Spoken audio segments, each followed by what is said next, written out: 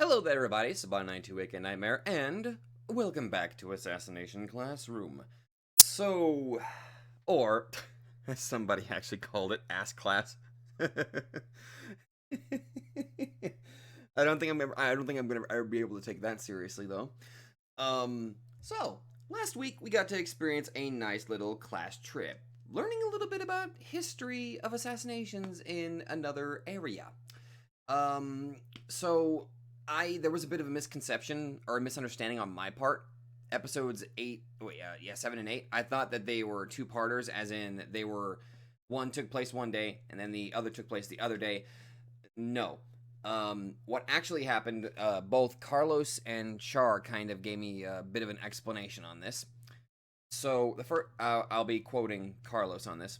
The first half of episode 8 takes place in the same time frame as the latter half of episode 7, which is why Karasuma called Red Eye about Group 4 being caught up with trouble. That was nice. Okay, yeah, that makes sense. I don't know why I didn't think. But thank you very much for the clarification, both of you guys. Thank you for kind of clearing that up. I wanted to address another comment here about how there's actually quite a bit of side content for Assassination Classroom that I can check out later. We'll work with that as time comes along. Anyway, how to describe last week.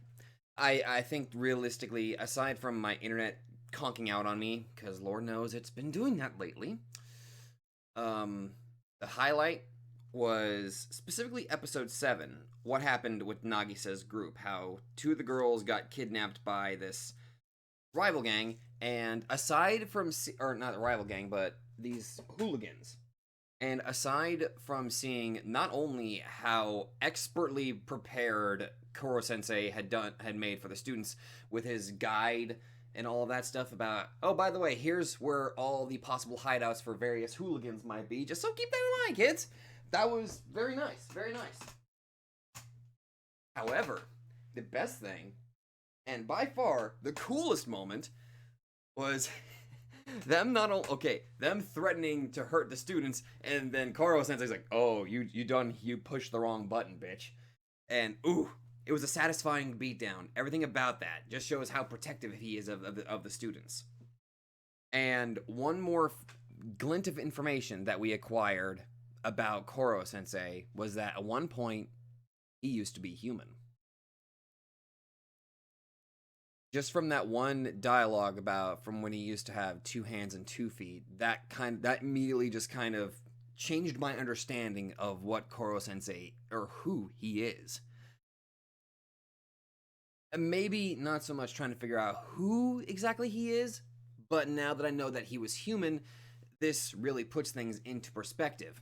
And we had a final little teaser that it looks like they're calling in 2 experimental, almost superhuman people to try to take him down.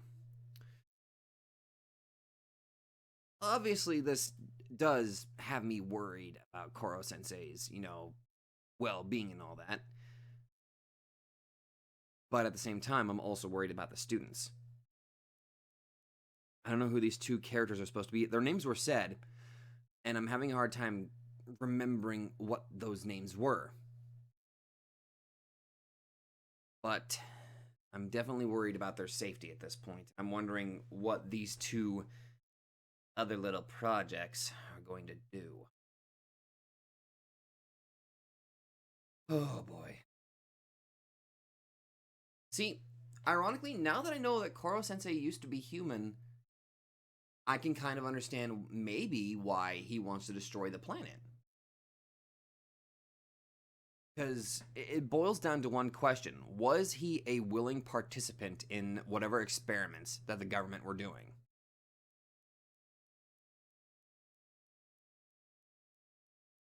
Or... but he's just gotten superpowers. But no, context clues, it's really got me thinking that he's also an experiment. I mean, we have these 2 new superhuman experiments coming in, so... I'm wondering maybe that's why he's planning on destroying the planet, because he kind of holds a grudge against the planet for turning him into what he is. But what's keeping him from doing it now is that promise he made to that woman scientist to help to teach these students. I don't know. I want to know more. However, I feel like with the introduction of these two new characters that might be coming in,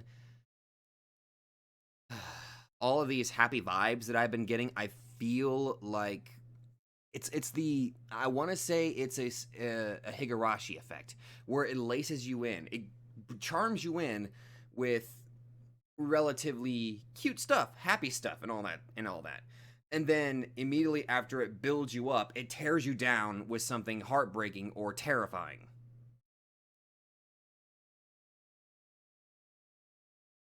So I'm keeping my guard up, but I'm going to fail miserably. Anyway, those are my thoughts. Now let's jump into episode 9. That was the most bonkers and random ass ending of an episode I think I've ever witnessed. Not just for one reason, but for two reasons. One, Rina drawing a face on her boobs, and then Aritsu showing a trailer for Well, first off, I'll give it credit. That was a very stylized art style. It looked really fucking good. Hell, I'd watch a short on that, or hell, even a movie on that too, just for the hell of it. Also, was that fucking English I heard at the end there? That was English. Okay, so how to summarize today's episode? We get to learn one of the projects that are being brought in, I think? And it's an AI. Delightful. And interestingly enough, Koro Sensei gave it upgrades because, for one thing, it was, what we have chosen the name as Ritsu. She was being incredibly disruptive of the lessons. And even the students were kind of getting annoyed by like that. Again, showing that they really do care more about the lessons than they do about killing Koro Sensei, at least in some regards. Which kind of led to a funny moment of her getting wrapped up in tape, just to kind of stop her from firing off the guns. Like, dude, we're trying to pay attention to the lesson. I appreciated that. As well as Koro Sensei willingly giving her upgrades to where she can better get along with her classmates. Quite delightful, I must admit. Seeing that little bit of a turnaround and seeing her actively try to get along with her classmates was actually quite nice. What wasn't nice was her creators coming in and trying to rip out all of those upgrades. Also, we learned it was like, what, 985 upgrades that Koro Sensei threw in there? First off, that's a lot of, I don't know how the hell you were able to afford that. Or, wait a minute, I figured it out. He probably went around the entire world picking up spare change. Because Lord knows, there's so much spare change, he might become a millionaire at that around the entire world. He might become rich. That's why he was able to afford that. That's my assumption. And we also learned that also reincorporation of the flowers, actually quite nice. That she had deemed that working together was the proper thing to do. So she stored away a lot of the data and all that, just so that way, even if she did get them removed, she was able to just instantly back them up and restore them quite effectively. In a sign of defiance against her creator. Highly appreciated.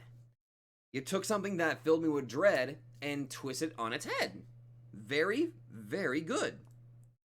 However, that still leaves the threat of the other project. That one has me very concerned. And the other dark idea that's going in my head is, well, what if she's not one of the two that was being teased at? I want to say that she is, but there's that thought in the back of my head like, oh, what if she's just somebody else entirely and the other two still haven't even made an appearance yet? Don't want to think about that, but the possibility exists, and it's not a pleasant thought. So, pros in this? Computer student, VTuber, we're good. Fantastic. And now they've actually got a much more powerful ally in terms of killing Koro Sensei. Very good. And I, again, really do like what Koro Sensei said. I'm your teacher first and your target second. Highly appreciated. He takes his job seriously. And I'm going to keep repeating that. So, I'm going to go hop over to episode 10. And I will see you guys there. Hello there, everybody, and now we are on episode 10 of Assassination Classroom. In the last episode, we got a new AI joining the classroom, and her name is Ritsu. Needless to say, I was a little bit worried as soon as she was introduced that things were going to get a little dark, and it kind of felt grim, at least a little bit, whenever, she was intentionally disrupting class and ironically was actually able to hurt Koro Sensei just slightly, which was quite impressive. And I mean, hell, even Koro Sensei was impressed by that. Although maybe impressed is not the best word to kind of describe that, but it was a very smart plan in general, doing the exact same thing, but twisting it up a little bit here to throw his guard, get his guard down. You know what I mean?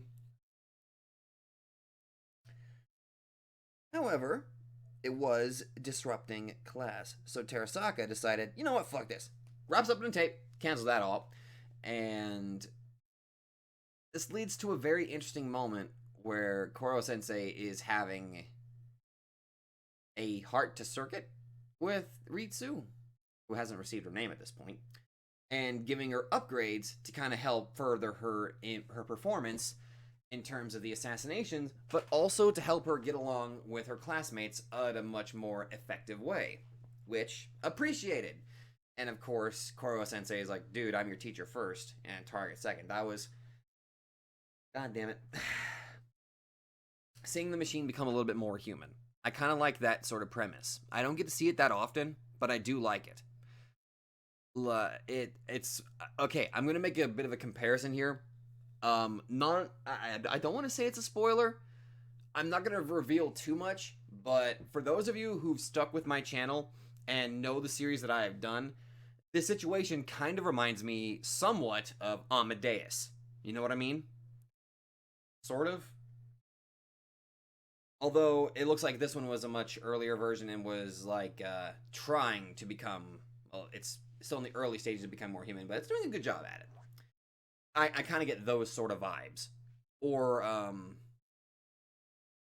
actually, no, I'll leave that one away. I won't tell anybody about that one. But Amadeus, you know what I mean. So, apparently, if my theory is wrong, that was one of the two projects that was teased at the end of last week's episode. I hope it is, because if not, that means that there are still technically two threats I have to worry about. But we're getting close to the halfway point of this season, so oh boy. So, now that we got the AI Ritsu into actively trying to cooperate with her classmates, again, they got a shit ton of powerful allies at this point. So, I mean, specifically with Karma, and the students are gradually getting much and much better, which is honestly great. Not in terms of only their assassination attempts, but also just them learning and becoming much better students overall. So, show, how are you going to ruin this for me? Don't want to let me enjoy my music. I see how it is. Fine. I am so sorry, everybody, for the buffering. Okay. So, in today's episode, two major plots of a bit of a contest between Irina and her former master, Lavro. I don't care how it's pronounced. I will pronounce it in weird ways as much as I can. And if it annoys people, I apologize. And it seemed like the first half of this episode was definitely focused on Irina and kind of boosting up her confidence in terms of being an assassin. For one, it even showed how well she is at adapting and mastering like new things, as well as just how well she has been doing trying to be a language arts teacher. Very good, very good. And having a bit of an interesting contest, which... Okay, so... they did Koro Sensei recommended a kill-off, where it's Irina versus her master, her old teacher, Lavro, to see who can, quote-unquote, kill Kurasuma. I think that was... I'm just saying his name fast because I can't remember his name too well. Karasuma, I think. And on top of that, while they were by themselves, Koro Sensei made an extra deal that if they failed to quote unquote kill him, he would not move for one entire second.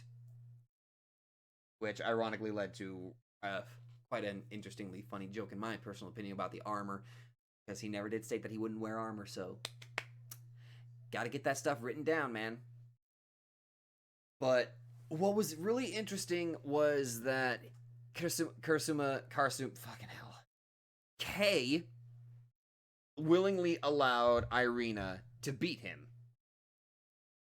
And I appreciate that, because he basically gave up the chance of a lifetime to actually kill Koro Sensei. Even though we didn't know about the armor to begin with, it was still the action itself. He didn't know about the armor. He still willingly gave up that chance.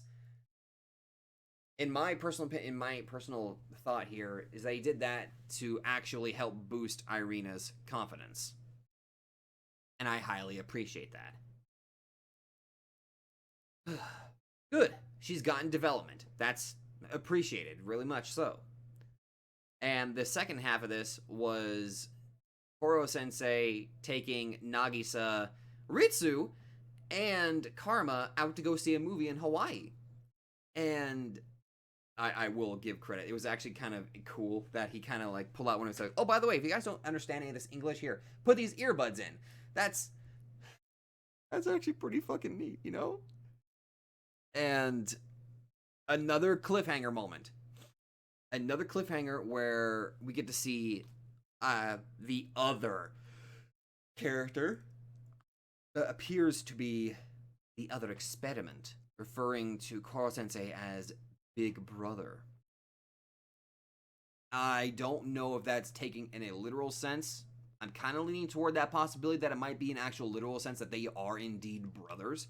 However, I'm going to keep that in the back of my mind that they might actually just be brothers in the sense that they were both experiments. Also, the fact that whoever this kid is has like yellow in his eyes. Yellow has already been heavily synonymous with Koro Sensei as his main color. So those yellow irises, maybe that was just a design choice, but the similarity there is still there. Well, judging by the fact that he was casually sitting like some sort of wild animal ape boy, fuck, I don't know, some jungle boy on a tree limb, and apparently he was actually able to follow his movements. That is concerning. Again, I am legitimately. I care more about not only the student's education, but I care so much about Koro Sensei at this point that. Damn. You keep adding in more characters, and I actually really don't want to see Koro Sensei die. I'm officially, it's official. I am completely leaning toward Koro Sensei faction on this point. Like, I actually do not want to see him die, regardless of the consequences that the planet's going to be fucking destroyed. Oh my god. Ugh. However, this does definitely have me hyped for next week. This week was actually pretty good. We got to see the new character being introduced, Ritsu, got to see a little bit more development for Armina, and actually got to have it was a very nice moment of Koro Sensei just hanging out with Nagisa and Karma, and Ritsu actually getting to be able to tag along. Granted, her method's kind of invasion of privacy, I think. Pretty sure it is. I mean, as long as she's not stooping through their phones. Still, Amadeus as fuck. But, yeah, that was just a very nice moment. I'm especially happy that they were actually able to include Ritsu. She's still a new student, so she's probably still taking time to kind of feel welcome and all that. So I appreciate that they included her to the movie theater. I appreciate that. And hell, it even made sense too. So crazy, but it made sense. However, my real worry now is what this new student is going to be like. That's what I'm really concerned about, especially if this kid is able to keep track of Koro Sensei's movements.